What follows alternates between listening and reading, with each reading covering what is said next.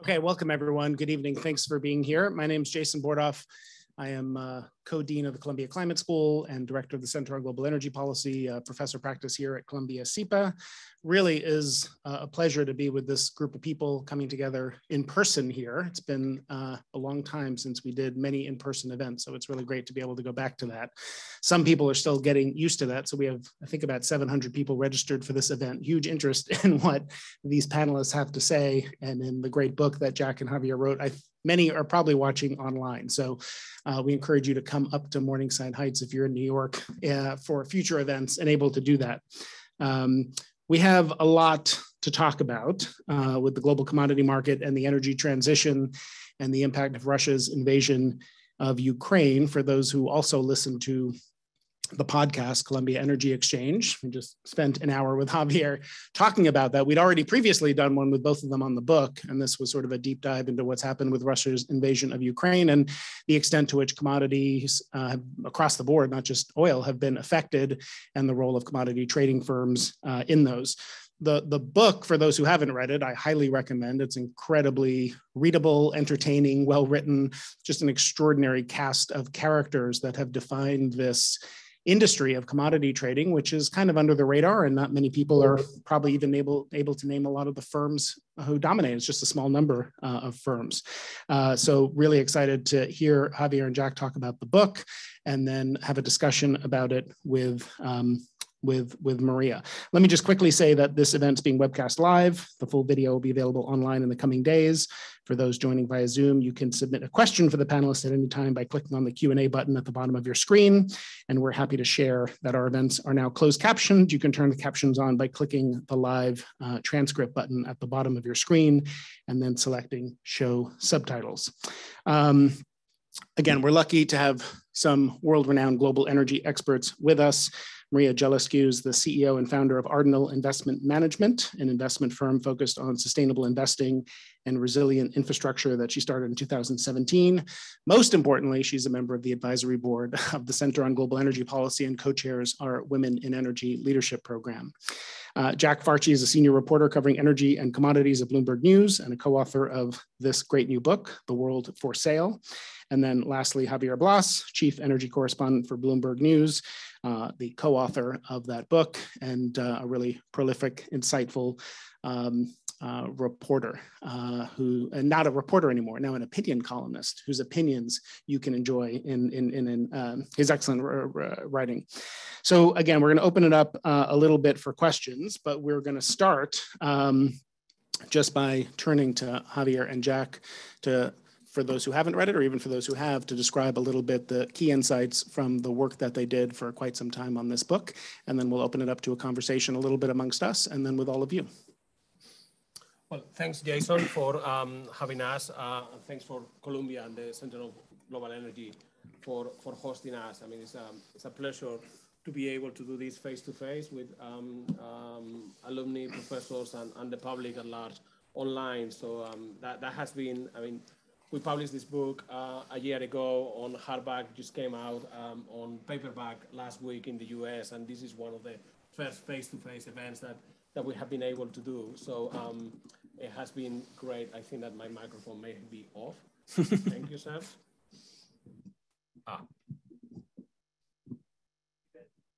We're good? Yeah. Okay. So we're going to tell you a bit about why we wrote the book and what's the book about, and a bit of what the main themes of the book are. I will encourage you to buy it. You can go online, or now you could go to an actual bookshop. But Jack Farchy, which we met together when we were at the Financial Times many years ago, and for a long time, we were thinking about that someone needed to write a book about this industry that we were very passionate about, and there was not a book. And I think that after talking so much about, well, someone should write about, should write this book, we decided to do it ourselves. We'll just start talking about, you know, what is the world for sale and why we care so much about the commodity traders. Yeah, so the commodity traders, for anyone who doesn't know, who maybe hasn't read the book, it's a relatively small group of companies that trade physical commodities. So they're buying and selling cargoes of physical oil, metals, agriculture, and shipping them to different places around the world. And there is a handful of companies, pretty small group, maybe 5, 7, 8 companies in oil, 2 or 3 in metals, maybe 5 or 7 in agriculture, that have a really huge share of the market, but they're pretty unknown. Certainly when Javier and I started writing about them when we were at the FT, maybe 10, 12 years ago, not many people, even among our colleagues at the FT, so pretty financially literate people, had even heard of these companies, let alone could tell you what they did, who ran them, how much money they made, and their significance. But they are very significant, and I guess that's what drove us to write about them more as journalists, and also then to write this book. We think that the commodity traders are really important, and that people ought to understand them better and pay more attention to them. Just to give you a sense of why they're important, the first point is scale. They handle an awful lot of commodities. So if you look at the top 4 commodity traders, between them, they handle about $1 trillion of commodities every year, which is more than the total exports of Japan. And that's 4 companies who, until recently, all of them were privately owned, and now all but one of them is privately owned. They also make an awful lot of money. So in the decade to 2011, those 4 companies collectively had made more profits than either Apple or Coca-Cola. And yet Apple and Coca-Cola, public companies, very well known around the world. These companies, they are Glencore, Cargill, Trafigura, and Vitol, are very little known, and certainly back then, but before we'd written a book about them, and before journalists started paying more attention to them, they were even less well known. And then the final point, and really the point that we emphasize most in the book, is the huge political and economic influence that these companies have. And that influence is through the fact that they handle the world's crucial resources. So for consuming countries, companies, individuals, the company that controls the supply of energy or of food takes on a really important role. Likewise, for producing companies and countries particularly, the commodity traders have a hugely important role because commodities are money. And so for a country like Russia, which is a huge producer and exporter of commodities, the commodity traders are their route to turn those commodities into cash, to export the commodities to the global market, and to turn them into money. And so they take on a hugely important political role. I think if there was a single moment when Javier and I felt like there was a story here that the world at large, and not just people who are interested in commodities or interested in financial markets, ought to be paying attention to, it was the 2011 civil war in Libya, where there was an uprising against Gaddafi, the president, and Javier flew into Libya to do some war reporting, and the single company person who was playing the most important role in the war in terms of, and the Libyan rebels were saying this quite explicitly and openly, was an oil trader, Vitol. How was it playing an important role? Well, the rebels didn't have any fuel for their vehicles, their military vehicles, and Vitol delivered it to them. They also didn't have any cash to pay for it, so Vitol delivered it to them on credit. They made a big bet on who would win the war and supplied them with a load of fuel, $1 billion worth, in fact. And in fact, it came good. The rebels did win the war. Vitol got repaid. But that was a demonstration of the real political role that commodity traders play. Now, you talk to them and they say, we're not interested in politics. We're just here to make money. And that's right, I think, for the most part.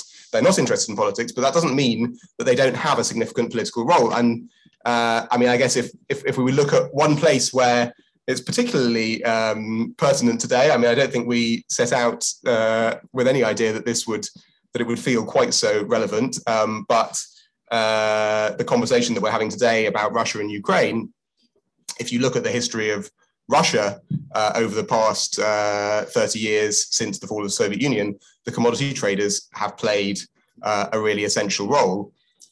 So, from the very moment of the fall of the Soviet Union in the late 1980s and early 1990s, It was the commodity traders who stepped in and ensured that Russia's natural resources continued to be sold on international markets. This enormous state-run system that had been centrally planned suddenly crumbled, and somebody needed to decide what needed to be sent where and at what price.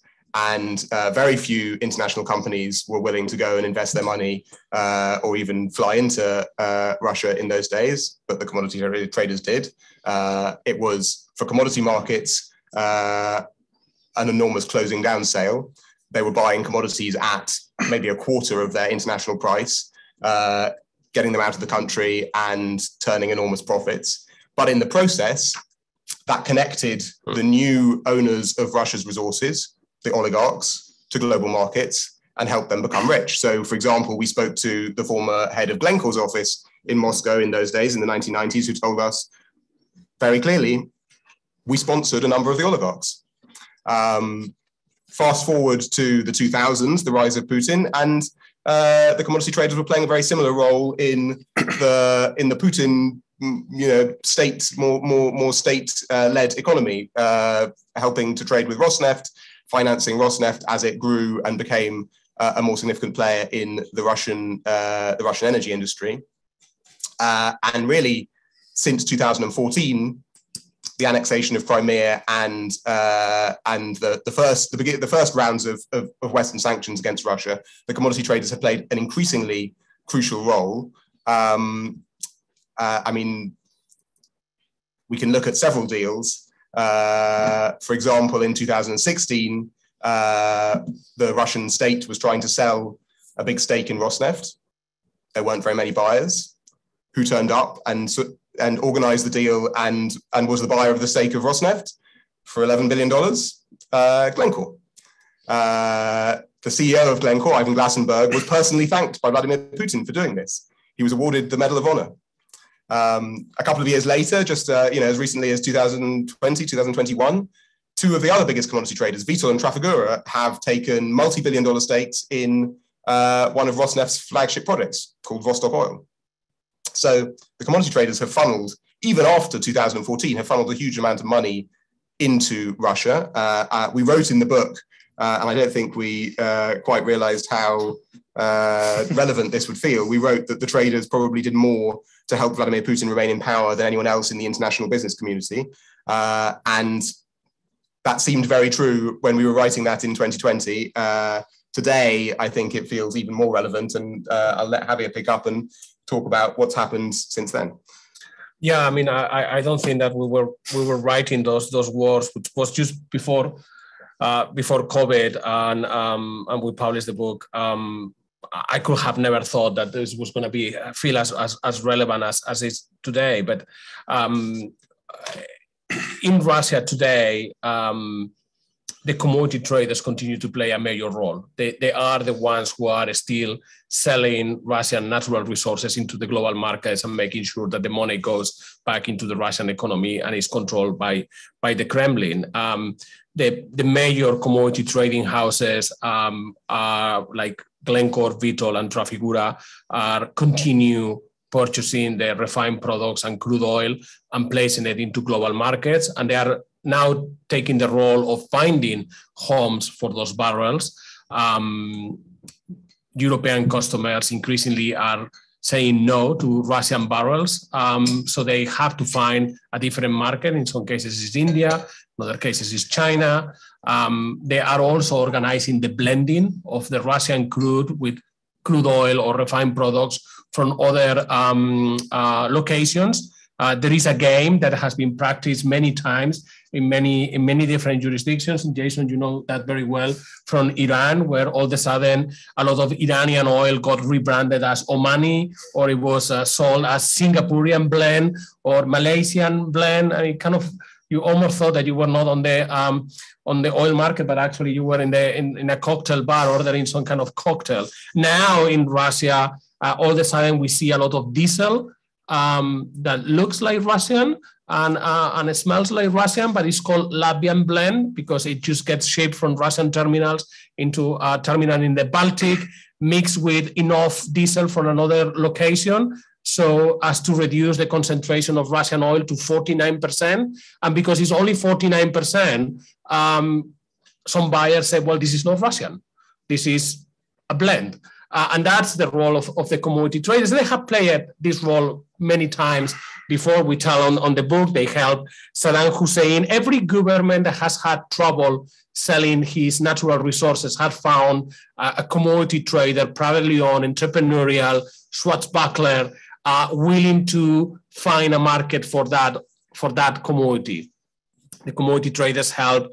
And these are sort of the independent commodity traders. They helped Saddam Hussein to bypass UN sanctions. They helped Fidel Castro sell his sugar and obtain oil. They helped Pinochet to sell the copper, or they held South Africa apartheid to get their oil. I mean, they don't care about politics. They're happy to work with right-wing, with communist countries, with dictators.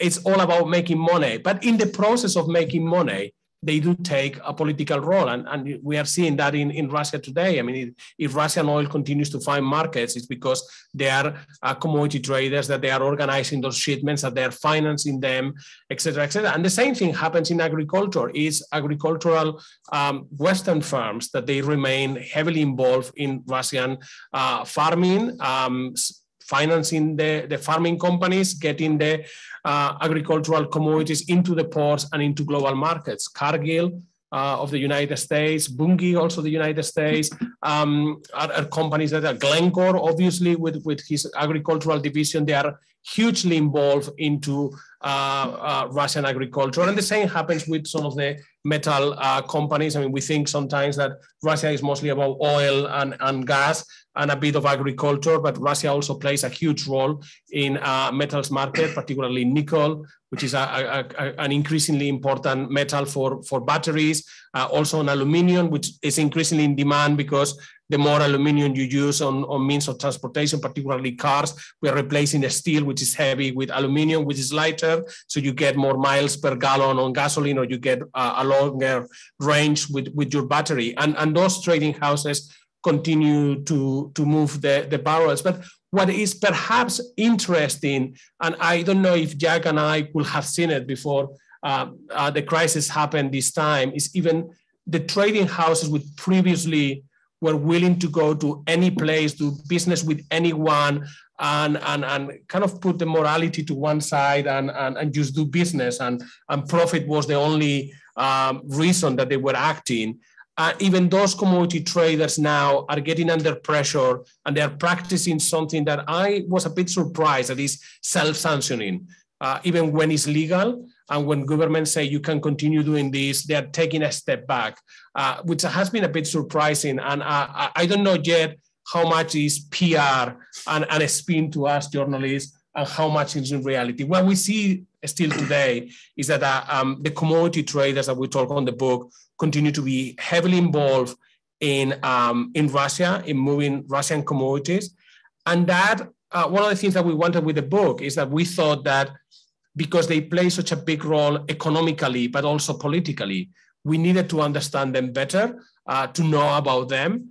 And this crisis has kind of emphasized that. So it has been quite pleasing in some corners to talk to some policymakers and get questions about the traders, and knowing that policymakers have read the book, which, you know, you want that, you write the book, you want your friends and your family read it, and then, you know, you at large, but you want also that has some policy implications. And it was very pleasing to see that in this crisis, there is a better knowledge of the commodity traders and their political and economical power, in part perhaps because we wrote the book. I'm just curious, listening to both of you, you know, you describe some somewhat unsavory behavior. You also talk in the book about these commodity markets for energy, for food, or supplying people around the world with the stuff that you need to sustain your economic activity and your life and your well-being. How did your view of the industry and the leaders in it change in the course of writing the book? I mean, you need, I mean, you're absolutely right. You need the commodity traders, and the fact that they have been there for the last number of years, and certainly the current crop of commodity traders for the last several decades indicate that they perform as a social need. It's an economic need, as a social need. You need someone to take the risk for moving the commodities from A to B, from where they're produced to where they're consumed. And a lot of the times, the place of production and the place of consumption is not the same. And actually, they are thousands of miles away, and someone has to take the risk. And moving some of those commodities, and Jack and I have spent quite a lot of time going to where the commodities are produced, and there are difficult places with difficult logistics, et cetera, et cetera. So they take risks that benefit society. If we get, if my mobile phone is working, it's because someone got some battery metals in some part of the heart of Africa, move it into the global markets. But the more that we research through the traders, and the more that you see even ongoing investigation into wrongdoing, you realize that the industry has been acting on ways, or some corners of the industry, we should not generalize, but some corners of the industry have really have just doing wrong. I mean, you cannot be paying bribes in 2020, as some of these companies have acknowledged that they were doing, and behaviors that you thought that they were from the 70s and 80s and perhaps 90s have continued until about yesterday. I mean, Vitol, which is the world's largest oil trader, acknowledged to have paid bribes in 3 Latin American countries as recently as July 2020. That's about yesterday. But that's in part was some countries were turning a blind eye. I mean, one of the things that was more shocking to us is that paying bribes to businessmen overseas was not only legal until very recently in Switzerland, but it was also tax deductible. So you were a commodity trader and you bribe someone overseas, you actually could take a tax credit in Switzerland. And that was, Jack, remind me, it was 2016. 2016. If you save the receipt.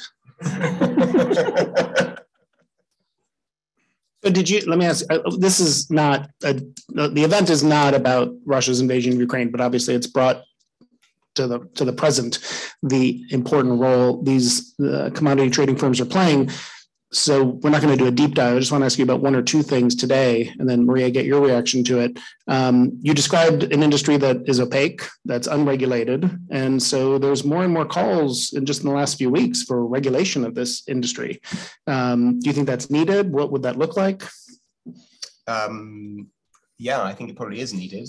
I mean, one of the things that has surprised, shocked us over most of our careers, I think, including very recently, is quite how little understanding many policymakers seem to have of commodity markets, commodity traders, what they do, how they are connected to politics, economics, also financial markets. We've had incoming calls from various regulators, government officials, including from places that you would hope would have some understanding of these things, asking extremely basic questions. I mean, it has been our view, I think, for a long time that the first step is for governments and regulators to much better understand physical commodity markets. I mean, commodity markets are regulated, particularly here in the US, but the regulation is very much focused on derivatives, on futures and options. And those are, fairly seriously regulated, but nobody is paying any attention to physical markets. And for good reason, it's pretty hard to do. A lot of this is happening in the trade of cargoes full of oil that are changing hands in the high seas, outside of the reach of any national regulator, in ships that are flagged with Liberian flags and owned by a Swiss company or a Singaporean company. It's not very clear who gets to regulate it and how you could draw up a regulation that would touch it. But I think the first thing that needs to happen is that people ought to understand it better. And what's been happening the past couple of months, I think, with the huge volatility we've seen in commodity markets, is that regulators are now beginning to wake up to the fact that commodity traders are quite important, and they really do need to understand them better, because they play an important role in these markets that are very important for the world economy, and also they're pretty interconnected with a lot of players in the financial industry. And Maria, you spent a lot of time in the world of commodities. and share with me your view on, in the world of day-to-day trading and investing, how the significance of these firms. Yeah, well, first of all, I have to congratulate Javier and Jack on the book. It's a page turner, and obviously I'm biased because I live and breathe this, but it really is just a great piece of journalism. So I think it's fascinating. I can see this turning into a movie or a TV series, and I'm very serious. We're very open to, if there are any producers in the audience. Anyone working for Netflix, please? But just hearing you talk about the history of it, I spent most of my career at Goldman Sachs on the investing side, investing in commodity companies, not in the commodities per se. So there was the group at Goldman that used to invest in commodities, the Jaron folks. And, they used to sit on the fourth floor of 85 Broad, and they were very secretive. And sometimes they would single-handedly make Goldman's quarter in terms of profits. And all of that kind of stopped around the financial crisis. So kind of thinking about the history of how these firms rose to prominence, I think a lot of it had to do before the financial crisis to, maybe taking advantage of some of these more unsavory situations, right? Because when you think about it, like the banks are meant to match buyers and sellers by definition, right? And they were doing that a lot in the derivatives market, but also in the physical markets. And with what happened after the financial crisis, it kind of gave these firms the ability to take on not just the unsavory business, but the business that the traditional banks could no longer take on. And that's when you probably saw the massive rise to prominence. Mm-hmm. But it's interesting now with some of them like Glencore having gone public, what that means to the industry. And I was actually listening to the head of sustainability from Glencore, and they have a huge ESG department, and they talk about sustainability. They have a sustainability report, and the reality is that as a public company, you look at Glencore now, it trades at a pretty low valuation, right, in terms of single-digit EV to EBITDA, and the idea that the only way you can actually re-rate that as a public company is to really lay out the thesis of becoming the trader of green metals, of facilitating the energy transition. And that's what's going to cause them to re-rate. So it's in their best interest to actually shift the way that they were doing business to be able to get that re-rating in the market. It's in their self-interest. It's not just, greenwashing, but I think it's very self-serving in terms of profit maximization. Well, Glencore is interestingly schizophrenic when it comes to ESG, because they are not only have a big ESG department and make a lot of play about their investments in energy metals and battery metals, but they're also the world's largest exporter of coal. And the most important profit driver for Glencore at the moment, and the reason why their shares have gone up an awful lot in the last couple of years, is coal. And it's also a company that has just put aside $1.5 billion to settle bribery and money laundering case with the Department of Justice. They have not settled yet, but they put the money aside. So they have a past that they are trying to leave behind, but as many of these companies. But you raise a very important point that a lot of the regulation in commodities have come into the banks. The banks, Goldman Sachs, Morgan Stanley, they took a significant step back. And some of the operations of the banks have gone into commodity traders, that they are privately owned and they are completely unregulated. So we have some commodity trading that it was quite regulated and quite under the supervision of the Fed and Treasury. And the banks were forced to slim down, sell those operations. Morgan Stanley was sold in part to a commodity trader, to Castellon, JP Morgan to another one, to Mercuria. Goldman kept some of the operations, and actually they have benefited quite a lot from that recently. But it's ironic that sometimes the regulation focus on areas of commodities that are already quite regulated. And we have this kind of massive blind spot that no one is addressing, which is the physical side and the privately owned companies. Mm-hmm. Say a little bit about Maria's point on both the conflict today. There's been a lot of discussion about what it might mean for an energy transition. We could be using more coal in the near term, but maybe people will think differently about dependence on hydrocarbons in the long term. And the role of commodity trading firms. I mean, if I remember correctly, it's been a while since I read the book when I first had you on the podcast, but I think you tell the story in there about Glencore wanting to bet on coal prices but not even at the time being able to do it because of the lack of a commodity market. So went physically into the coal business on the production side.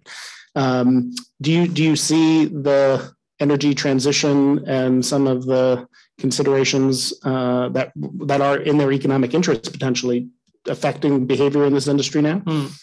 So let me say something about the energy transition, and Jack could speak about the second question a bit more. But I think that you think about where we were about 6 to 8 months ago. We were at COP26 in Glasgow in Scotland, and climate change was the maximum priority within energy policymakers. I was just, addressing the challenge of climate change was at the top, and everything was secondary to that. You think where we are today, and you have the same conversation privately with policymakers, particularly in Europe, climate change has dropped. Energy security and make sure that you are going to have enough energy to make it through next winter is really the top priority, and everything comes secondary, including climate change. If you talk to policymakers now in Europe, in Brussels, you ask candidly and you get a very candid also answer is, if we need to burn coal, so be it. But we are going to do it. And I think that the attitude on at Sharm el-Sheikh in November for COP27 is going to reflect that. But that in part is understandable. We are fighting a crisis in real time. Policymakers are fighting that crisis in real time. And that means that you are doing triage. The global energy policy making at the moment is on the emergency room, and in the emergency room there is no niceties. You try to stop the bleeding, and you will stabilize the patient a bit later. I hope that when policymakers have a bit more time, that climate change is not going to drop the agenda as we are seeing now, and that will come, because also this is a reminder that energy security and fossil fuels don't really go together that well. I mean, fossil fuels are the problem right now of why we are energy insecure. It's oil and gas and coal from Russia, which are making us insecure. And it's also the fact that when big consumers like the United States or European countries went to Saudi Arabia and asked for extra oil, none came. So that reminder should be a wake-up call that if you want energy security, double down on oil and gas. It's not going to really provide you with the solution. But right now, we are really on triage, and energy security is what everyone is focusing. Yeah, I mean, I would say insofar as it touches on the commodity traders, I think it's definitely true that the commodity traders, like everyone else in the world, see the energy transition happening and see it as potentially a big opportunity. And you see commodity traders investing in battery metals, trying to invest in lithium, nickel, cobalt. I mean, Glencore already is the world's biggest supplier of cobalt, accounts for something like 30 or 40% of the global cobalt market.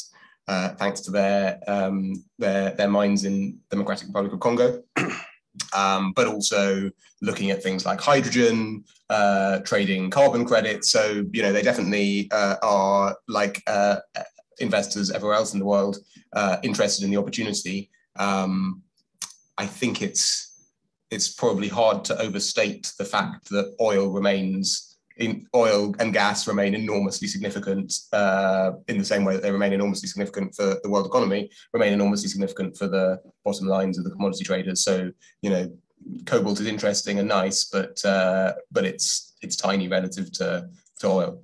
We spoke to more or less everyone in the industry at the senior level, the CEOs of the big, energy traders, and when we were talking about climate change, in general, the view was we supply what is demanded.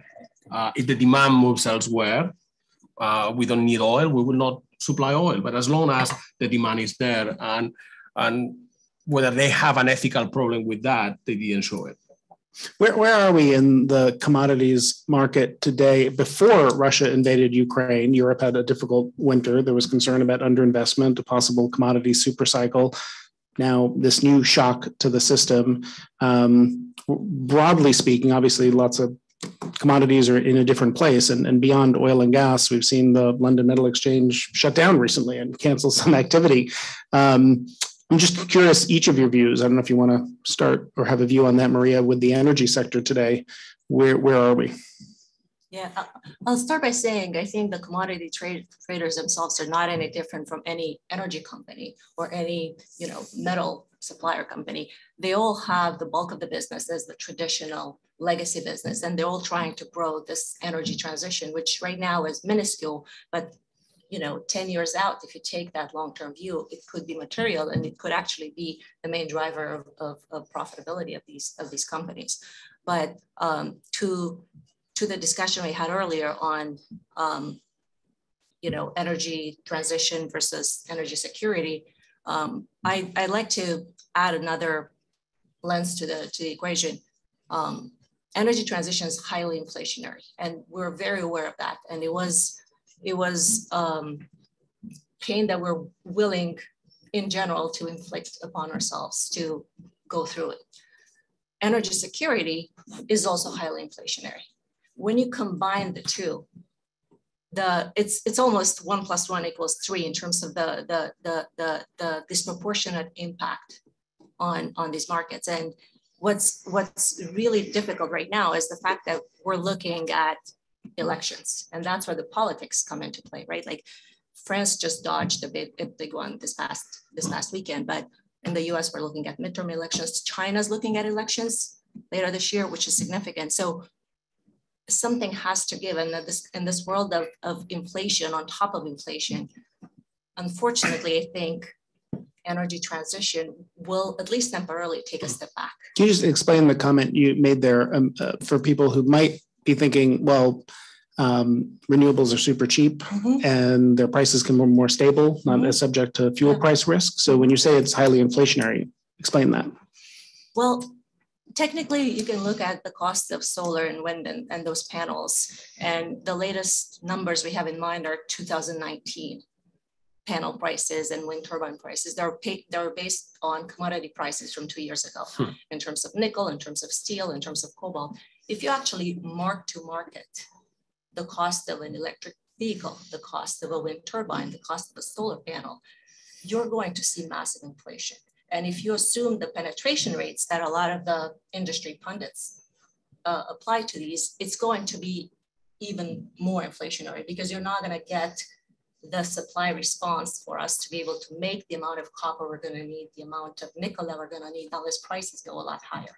So you're kind of comparing a nascent industry where you're marking to market prices from 2 years ago, which are no longer relevant in the context of you needing to grow and have this hockey stick trajectory. So yes, I understand Moore's law or the equivalent for wind and solar, but I do think that no matter how you cut it, the energy transition is highly inflationary, because the system we have right now is optimized from a physics standpoint, right? It is internal combustion engines, whether we like it or not, are the most efficient way of getting from point A to point B in a vehicle. And trying to I mean, there's no way that batteries, electric vehicles can compete at the current prices in terms of economics. So we're willing to take the pain of higher prices in light of the energy transition we envisioned, but this super spike in commodity prices across the board, given the geopolitics issue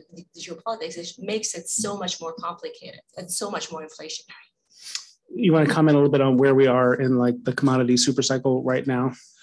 Well, I think that we have to rewind a bit and talk about when prices were lower, because a lot of the trouble today, a lot of the trouble today is exacerbated by the fact that Vladimir Putin decided to launch an unprovoked attack on Ukraine, and that has tightened markets massively. But a lot of the trouble started years ago when prices dropped significantly, and they dropped even further during COVID. You have very low oil prices, low gas prices, low metal prices, and just the industry stopped investing.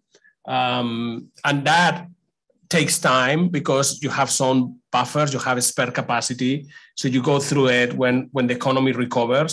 But at some point, you need to start investing to create additional supply. And that's where we are today. I mean, we are in a cycle that is coming from a period of relatively low prices for a number of years with an industry that has been underinvesting and with an economy recovery from COVID that has been faster than also many were expecting. Certainly some central banks were not expecting this recovery, and they have been very, very surprised. And in general, an industry that is not willing to invest because investors don't want to invest in the old-fashioned fossil fuels and mining activities, et cetera, et cetera. And that has tightened significantly the supply. And we have now record prices for coal. I mean, prices that any coal miner will have not even dreamed. I mean, there are several, previously $250 for coal will have been a fantastic price. We are at $350, approaching $400 a ton for coal. But we are not building new, we're not opening new coal mines because no one is willing to put a coal mine for ESG reasons and also because in the past was not as profitable. And the same is happening in oil. We have not seen the response that we have seen in the past to high oil prices with a lot more of oil production coming. We have some response here in the US with short cycle shale oil, but we don't have the big mega projects that provide the base load for years or decades to come. And that's one of the things that is happening. But then it's just all exacerbated all of a sudden by the invasion of Ukraine. I mean, both Russia and Ukraine are huge providers of a large number of commodities. It's not just oil and gas, it's aluminum, it's nickel, it's and what's happened to the supply of those? So when you look at oil, as you know, you talked about what happened with Iran and commodity traders who were sneaking one kind of crude out for another. We have not yet, for the most part, with very small exceptions, sanctioned or put a ban on purchasing Russian oil. So there's some reputational self-sanctioning going on. You can tell me how much, but it's modest, probably, maybe 1 million barrels a day or so. Gas volumes are continuing for the time being. There was some significant news today with regard to Russia's threats to cut off gas supply to Poland and Bulgaria. But broadly speaking, you're describing some pretty significant market impacts, but are commodity exports from Russia significantly disrupted now, or are we going to see something much worse if that happens? I mean, we are beginning to see the beginnings of the disruption in oil. Russia probably production has dropped already by about 1 million barrels a day, which is quite a lot. And I think that we're going to see more come May as more self-sanctioning, and probably the European Union is going to move into some formal sanctions one way or the other in the next probably couple of weeks. We have not seen a significant disruption yet on metals, I believe. I think that. No, I mean, the logistics of shipping anything out of Russia has become much more difficult. Most metals get shipped on container ships, and very few of the world's container shipping lines are still calling at Russian ports. So shipping stuff out of Russia has become much harder. But for the most part, even in Europe, big companies that have long-term contracts to buy Russian metals, including some of the commodity traders, continue to fill those contracts, so they're continuing to buy Russian metals. Well, we have seen a significant disruption already. Loss of physical supplies has been in agricultural markets, in part because the agricultural industry uses mostly the ports on the Black Sea, and that, well, we have battles, and the flagship vessel of the Black Sea, Russian Navy, was sunk by Ukraine. Mines have been dispersed all across the Black Sea, and in some cases have gone all the way down to the Bosphorus and Istanbul. So a lot of the grain traders have struggled to get ships that willing to call on the ports, and because Ukraine is also one of the world's largest exporters of wheat, corn, and vegetable oil, and they're fighting a war. So the farmers are not really thinking about, planting the next crop. They're fighting for their land, and that means that we're most likely going to lose a full crop of Ukrainian supplies. Part of the crop stays there in silos. It's unable to be exported. It's very difficult to get it through railways. Again, a lot of the railways have been bombed. The Ukrainian military has destroyed some of the bridges to try to slow down the advance of the Russian forces. So the logistics are extremely difficult, and you cannot get anything out of Odessa because it's effectively under siege by Russia. So we have seen a big disruption already happening in agricultural markets. I mean, it's perhaps the one commodity that is receiving the least attention. Everyone is focusing on oil and gas. But if I think of a commodity that has been disrupted massively by the war, or two commodities that have been disrupted massively by the war, one is wheat and the other one is vegetable oil, sunflower oil, which means that maybe it's different here in the United States. We have plentiful supplies of vegetable oil right now, but in the UK right now, I was just doing my weekly shop a few days ago, and on my local supermarket, you can buy 2 bottles of vegetable oil. That's it. That's the limit. All kinds of vegetable oil, and that's in London. And the impacts are. You never used anything other than olive oil. I do have a similar to the strategic petroleum reserve of the United States. I was going to say, while that is true in the UK, I suspect the impacts of this are going to be hardest felt in some of the poorest parts of the world. Well, absolutely. I mean, that is, and that's a big problem, because if you have a reduction on supplies of energy, obviously we are going to pay higher prices. It's going to be economically painful, and at worst, it's going to mean that maybe, we need to use more public transportation. Driving is more expensive. So you think twice about whether you're going to be driving 300 kilometers to the beach or whatever it is for a weekend. But if you have lower supplies of agricultural commodities, particularly in countries that they are poor, think in North Africa, Sub-Saharan Africa, parts of Southeast Asia, that means that people are going to go hungry. And that is really, really, really painful. I mean, there is a say that energy crises create recessions and food crises create revolutions. Well, and North Africa and the Middle East is particularly dependent on supplies of food from Ukraine and Russia. I think the point that Javier made is incredibly important. I don't think it gets enough airtime today in terms of the food shortages, because when you think about it, in terms of the persistency of these shortages, the grain situation is significantly worse. And some studies now say that half of Ukraine's crop right now is compromised. The planting season, the spring planting season, is a write-off. So you're going to see these persistent shortages of grains, and you're already starting to see the impact in that. And you mentioned North Africa and the Middle East. Like I'm shocked to see all these small data points that you're picking up from around the world. Tunisia, unrest, a lot of political instability, and not just North Africa and the Middle East, but Sri Lanka, Pakistan, serious issues. And they all import anywhere between 60 to 80% of their wheat from Russia and Ukraine together. What's also interesting that you're starting to see it in Europe also. Like you mentioned the shortages in London. In Italy, people are complaining that a loaf of bread went from 4 euros to 8 euros. And in Sweden, you're seeing now all sorts of riots, not necessarily related to the war in Ukraine, but just, anti-immigration and people getting upset about. So all of these are starting to bubble up around the world. Peru, right? They just had a curfew because people are protesting around food shortages. So this is very scary. And this could be, a beginning of a new wave of the Arab Spring we had 10 years ago, and potentially even worse.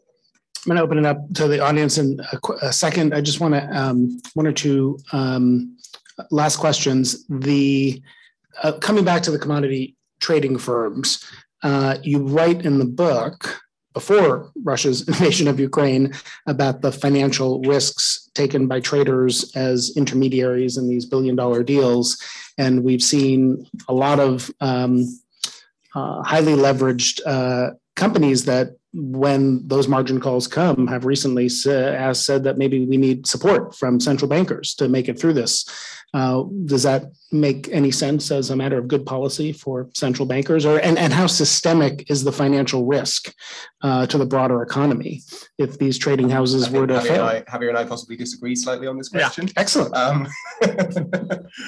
I have said in the past that the commodity traders were not too big to fail, but they were too big to ignore. Jack, I think, is on the belief that maybe they're too big to fail. I think there are some commodity traders that today, if we have a Lehman Brothers weekend when one of the big commodity traders turns out to be bankrupt, I'm not sure the world's policymakers can allow them to fail messily on Monday morning. I don't think I think the impact on global commodity markets and therefore on all other participants in them and all the banks that finance them and the banks that trade commodities would be so severe that I don't think that could be allowed to happen.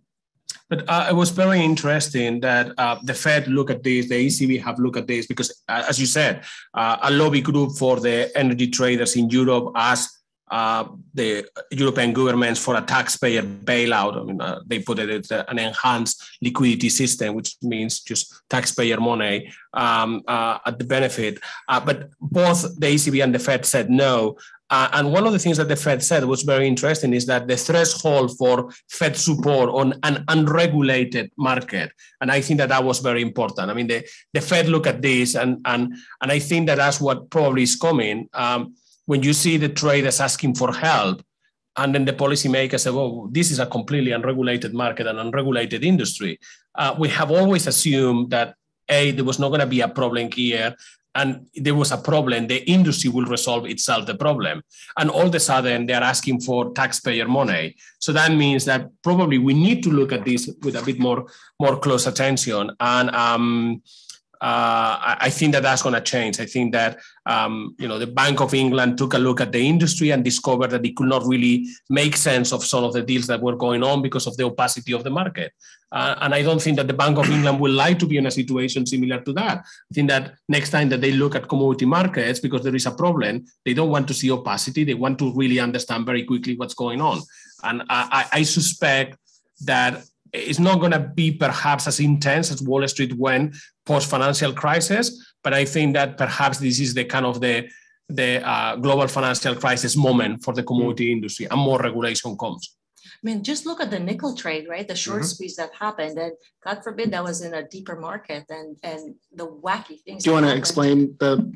I think you guys are probably better suited to explain that. What happened? Yeah, what happened there? This is a kind of combination of lots of different things coming together. I mean, Javier mentioned earlier that Russia is one of the biggest producers of nickel in the world, key exporter of nickel. And so the fears over the interruption of Russian supplies of nickel were pushing nickel prices up. At the same time, this Chinese company, which is the world's largest producer of nickel and of stainless steel, which is what nickel is largely used in, apart from when it's going into batteries for electric vehicles, took a really large short position on the LME. Meaning that they were betting that prices were going to drop. Meaning that they were betting the prices were going to drop. The London Metal Exchange. And it's a bit like the story of Archegos, the hedge fund that blew up a year ago. They took this position through 10, 12 different banks. And so no one other than Tsingshan really understood quite how large their position was. As the price was going up, because everyone was worried about the war in Ukraine and Russian nickel supplies being potentially disrupted, Tsingshan, the Chinese company, needed to pay money to all of its banks in order to cover them for potential losses on this position. At some point, they couldn't pay the money anymore, at which point the banks all looked around and suddenly realized that this position was enormous and that they all had a big exposure and started panicking and buying nickel on the London Metal Exchange. And the price went completely vertical. So nickel prices, which for a decade traded between $10,000 and $20,000, in the course of February and March, rose up to $25,000, and then in 2 days went from $25,000 to $100,000. Basically 24 hours. Yeah, at which point the market was shut down and about $4 billion of trades were cancelled, which had some pretty dramatic... Without that, we believe that several members of the LME will have collapsed that morning. I mean, the market was shut down at 8:15 in the morning. The market had been open at 9. When margin calls come, probably 4 or 5 brokers will have gone belly up, which I don't think that anyone in the UK Treasury or the Bank of England have thought that was possible. And we were 45 minutes away from significant financial losses for a number of brokers, and the banks were behind. On a market that I don't think many people have really even thought about it. I mean, this is the nickel market. Right. There's a related question from the audience I'm going to bring in. And just to remind everyone, we'll open it up to questions now. For those joining via Zoom, you can submit a question by clicking on the Q&A button at the bottom of your screen. And for those in the room, raise your hand and we will bring a mic to you. One question that came in virtually is about the banks. How important are the banks who offer margin to these trading companies in ensuring the continued flow and price discovery of the industry? And with all this volatility, would banks tighten financial conditions? And what will happen if they do? They're very important. I think there's a few things going on at the moment. One is the market's very volatile. Banks measure how much they're willing to trade a market by, I mean, they're forced to by regulations, by how volatile it has been in the past. So when you see the nickel price going from $25,000 to $100,000, that means if you're a bank, for the next 2 years, you have to trade less nickel. It's really simple. And the same thing happening in oil and gas across the board. So the banks have to trade less because it's seen as more risky. The historical volatility of the market suddenly now tells them that trading commodities is a more risky business, so they have to trade less. And the other question is on lending to the commodity traders. So the commodity traders are typically extremely leveraged. They use money from banks to buy and sell the commodities that they're trading, and that's particularly a group of European banks which have pioneered and dominate that business. And in the last couple of years, we've seen banks stepping back from that. Some of the big banks have pulled back very significantly, got out of the business altogether. ABN AMRO, BNP Paribas, and a lot of the banks have, if not pulled back entirely, they've been more careful about it. There are a couple of high-profile frauds and blow-ups in the commodity trading industry. Not of any of the big players that we've been talking about, but some of the kind of medium-sized players. And so you have a situation where the number of banks that are willing to lend to the commodity trading industry is shrinking at a time when the commodity trading industry needs much more money because commodity prices are higher. The value of a single ship full of oil has gone up massively.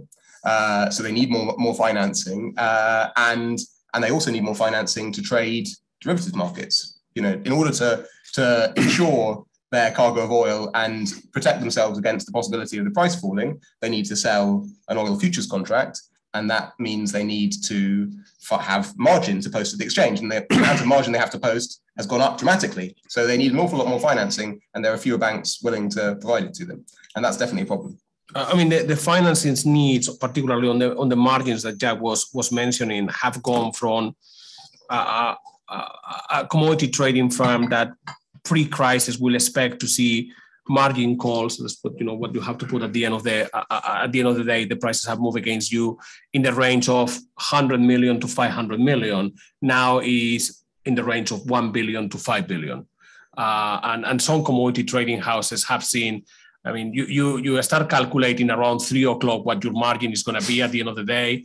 5 o'clock at some cases, 7 o'clock in some markets. I'm thinking European time. You get your margin receipt. And you have to post the margin. And use in mind that this is like someone telling you at 3 o'clock in the afternoon, we need $1 billion. So, you really need a pretty big, large credit card. In some cases, I mean, we know historically, this is an example that was told to me, one of the big agricultural trading houses during the crisis in 2007, 2008, they got a margin call at 3 o'clock in the afternoon, $1.1 billion. They needed to deliver $1.1 billion to the exchange, the clearinghouse, in basically 2 hours. And I said to the CEO, so what do you do? So at that point, we didn't have $1.1 billion in cash. So I phoned Jamie Dimon, and basically I asked for $1.1 billion for a week. And I said, he said yes, and he charged me a fortune for it. But now it's not just one commodity trader phoning Jamie Dimon for $1.1 billion. It's perhaps 10 or 15 or 20. And at some point, I think that even Jamie Dimon will say no. And that is the big problem that we have at the moment. You have to think about it, just taking a step back, the cost of doing business will be significantly higher. Interest rates are going higher. So, I mean, another source of inflation, if we're talking about how Well, how much pressure you're going to see. We are going to face higher energy prices, higher food prices, and higher interest rates. Sounds wonderful. There's I saw a hand back there and one over here, and then I'll take an audience question and then a few more here. But I think Lily had her hand up. Thank you. Hi, my name is Lily. I'm a master's student at SIPA. First of all, I really enjoyed reading your book. Thank you so much. It was better than watching a Netflix movie. I have short two questions. First of all, so in the book, you talked about how Glencore's IPO made people realize how much money they were making. Can you talk about this period where there was a shift from transparency issues to investing in assets and the consequences it had, and why other trading houses are not going public? And second part of the question on ESG side, I know that in the SG part, most of the trading houses are not that diverse in terms of gender. I was wondering if there's awareness in the industry and a move to change that. Thank you. Good question. Let me take the first, the second one on diversity, and Jack, maybe you want to talk about Glencore. Yeah, I mean that is, and you know, sad news today. We lost because she moved on. One of the most senior woman in the industry, the CFO of one of the trading houses, just announced that she's just moving on a different job. It is quite male dominated. It has improved marginally over the last 5 years, but we did a story 4 years ago actually, and we look at the top executive committees of all the major commodity trading houses, and there were only 5% of them were women, which made some of the Wall Street banks, which have been lagging, really look like champions of diversity. They have at times a bit of a colonial air, with, you know, European white male dominated the ranks of these commodity trading houses. And some of the companies there were, to us, rather unaware that was a problem, and they have been very, very slow at resolving that. And you talk to some of the senior managers and some of those companies, and they seem to have no problem that, you know, I mean, there are companies, there are commodity trading houses today that you look at the top 20, 25 people, and all of them are male. And when you talk to the CEO and say, do you see that as a problematic? Say, well, we really struggle because the women don't really want to travel 250 days a year and so on and so on. It's always an excuse. They don't to realize that perhaps they have to find a way not to have to travel 250 days a year. So yeah, they are not good, and the industry is moving very, very, very slowly. And many companies are not. There are exceptions. There are some commodity trading houses which I think that they have made quite significant progress there. Particularly, I would think that some of the American-based companies are quite different. Some of the trading arms of the oil companies feel quite different, but the kind of the traditional independent players, they still look a bit out of, you know, 1980 Wall Street movie. Yeah.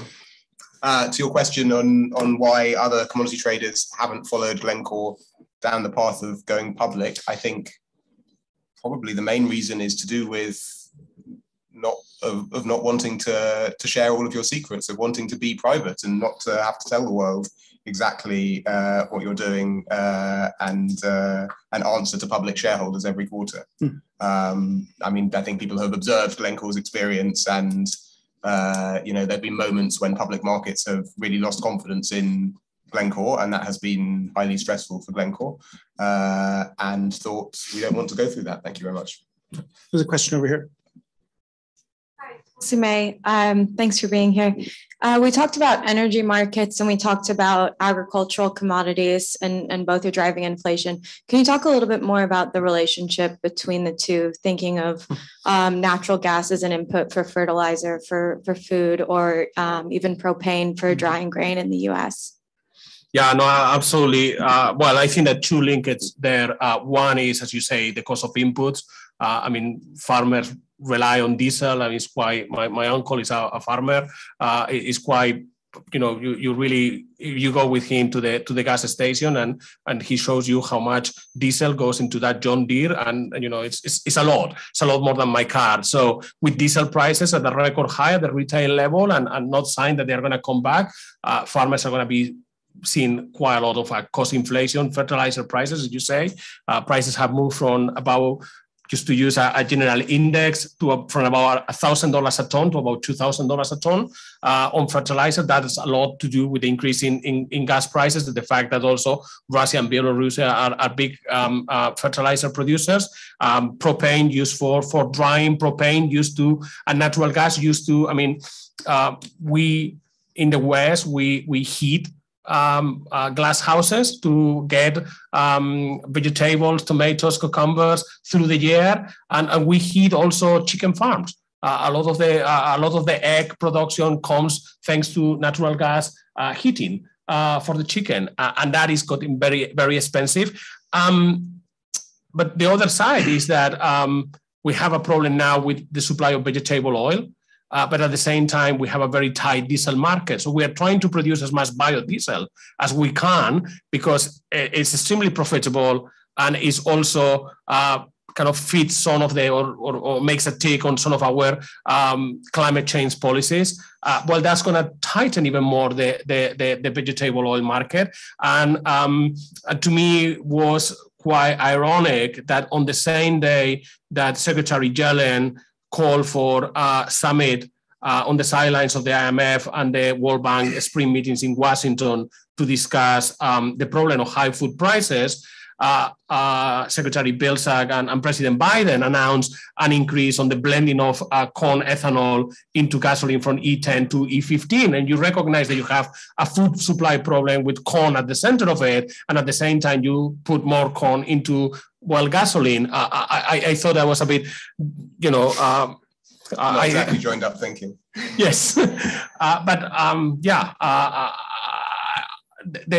loops between the energy market and the agricultural market over the next few months are going to be very important. There was a question here, and was it? Yeah, go ahead, and then we'll come here in the back. Thank you, Jason. I have two questions for you, either Javier or Jack. The first one is in your discussions with regulators.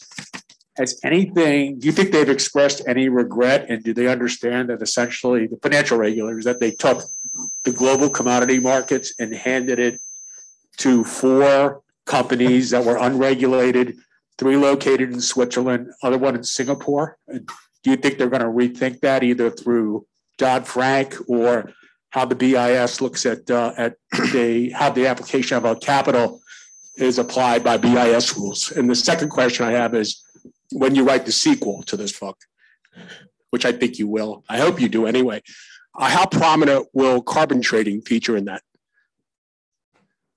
Both very, very good questions. I'm going to Jack Carbon. You want to go on the first one? I mean, I wouldn't claim to have perfect insight into any regulator's thinking. I'm not sure that anyone is feeling, I'm not sure that they've got to the stage of feeling great remorse. I don't know if you disagree with me. No, I don't think that they have yet to feel remorse for that. They need to first acknowledge that they handed the market to those 4 firms and that they perhaps created a problem. I don't think that many of them, I think that some of them are beginning to wake up to the fact that they regulated what was already quite regulated and left unregulated what was not regulated. But I don't think that they have got it to the fact that, there is not yet that was not really good. I don't think that we are there yet. I think that they are beginning to kind of taking a look. But I mean, one of the problems is that, I appreciate when I get a policymaker on the phone and ask me questions. It makes you really feel flattered, and particularly come for the book. It's like when you feel kind of important. So that's great. But it's also a bit scary. You are getting a phone call from a regulator, and they're talking to a journalist. I'm always thinking, God, there should be vice versa. I mean, you guys should tell me what's going on. It's not that there are not outside the United States, there is not a lot of expertise in commodity markets among policymakers. And some of the questions that you hear in Europe and Asia are rather basic. I mean, it's not really a lot of understanding of the market and the industry. And there are a lot of regulators who have never met some of the companies that we describe in our book, which again is quite scary. On carbon, I would think that yes, it will feature quite prominently. I mean, everyone is investing on the market. There are all kinds. Depends a bit on whether the world manages to create a global carbon market or not. If it does, then it's going to be a big market for commodity traders. If not, then less so. You should take it as a compliment. I will say I answer a lot of calls from reporters who want to ask me questions about energy. There's a very small number that I call to say, explain things to me. And so you're one of those. So it's not just regulators. We have a question in the front, and then we'll take a question in the back and conclude. So keep it brief if you can. Okay. So I'm Elsie Bugren. So let me start by saying that I echo Maria's sentiments that the book was excellent. And perhaps you provided a book that shares what some of us did in our previous life. So not all unsavory behavior, to say the least. But I think the question is around energy supply. And I think right now I work on the continent and live in Kenya. And there's a real issue on affordability, right? Because I think even as you're having the conversation of there's still commodities that are moving, I think the challenge is that accessibility might be there. The real question is affordability. Many of these nations are not going to be able to afford these commodity prices with where they're going. So I think one, it's your thoughts on that. And I think the second is on the policy, sort of the policy dynamics right now. I think the disparity in policy around natural gas, I think I'd really like to hear that. And then also whether you think that there's going to be a rewriting, I think, of the global trading patterns at the moment. And I say that a lot because of where we're seeing a lot of the LNG cargoes going. Perhaps maybe some of the African countries like Algeria could potentially step up. So I'd love to hear your thoughts on that. Super important, easy questions, but I'll ask you to keep it brief. I'm going to try very brief to answer. I mean, on affordability, I think that you raised a massive, very, very important point. And we are seeing if Europe is getting some of the extra LNG that is coming at the cost of that LNG not going to some other countries. I mean, Pakistan is a perfect example of that. The government is really struggling to get LNG supplies, and those LNG supplies are being diverted into Europe. At the moment, Europe is pricing out a number of developing countries out of the commodity markets, and we have not really thought how we are going to share what is going to be very scarce food and energy commodities for the next probably 24 months. And that conversation has not started. And we are seeing, we are suffering high prices in Europe and in the US for diesel, jet fuel, but we are seeing African countries literally dry. I mean, Senegal ran out of jet fuel about 10 days ago, and airlines have been having trouble landing in Senegal because there was no jet fuel on the main airport. So I think that's very important. On natural gas, I think that it's going to be a lot more emphasis on it as the bridge fuel. I think that if the industry can get around the fact that they need to get serious about methane leaks, they can get a lot more policy support from Europe and the US for using more gas for the foreseeable future as a bridge source of energy. But I do think that the industry needs to work hard on methane. I think we are starting to get there, but it's taking far longer that this will have. I mean, this is something that the industry should have resolved many, many years ago. And on trade flows, yeah, we're putting trade flows upside down. There is no natural logic for a barrel of Russian oil from the Baltic to make all the way to China, and that's where they're going right now.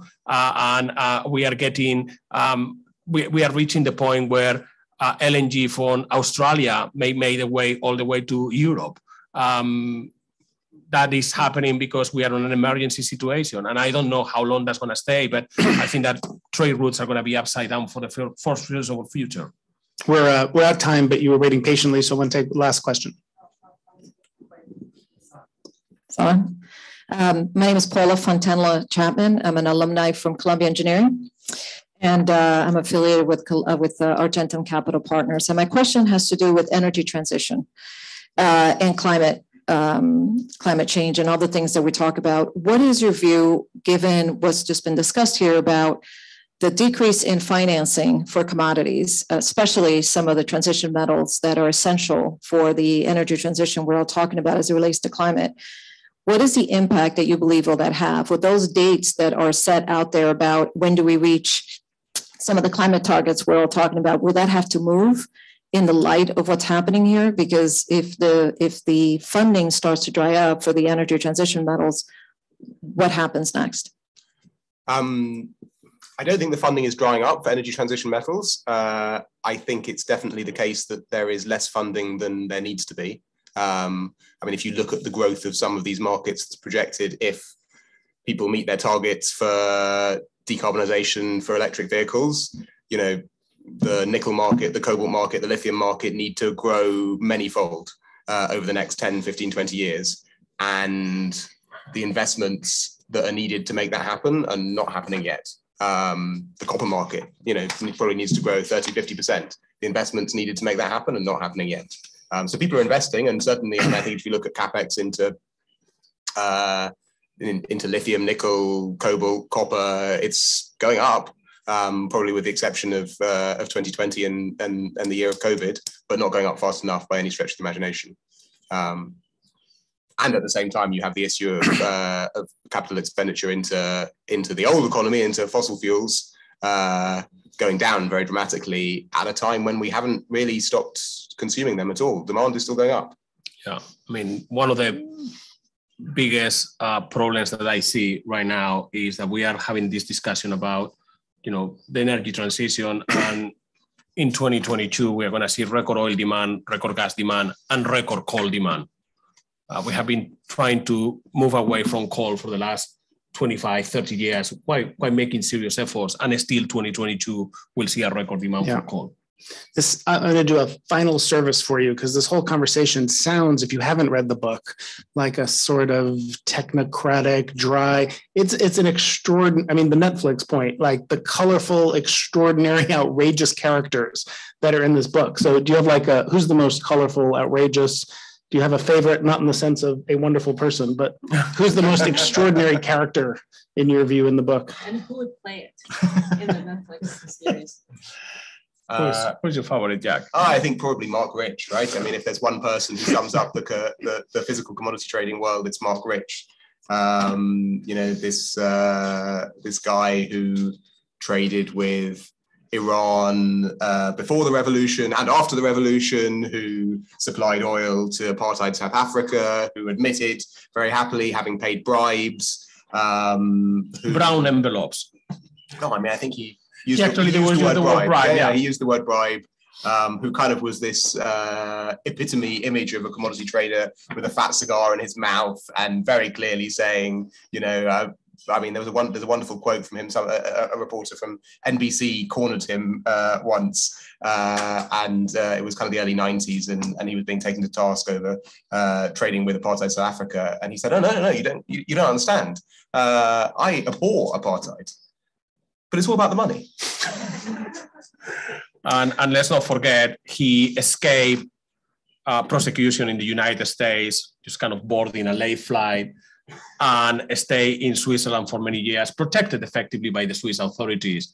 And then magically got Bill Clinton on the last day, on his last very ad before leaving the White House, to issue a full pardon, with the coincidence that his ex-wife may have donated a significant amount of money to the Bill Clinton presidential library, which was a coincidence, obviously.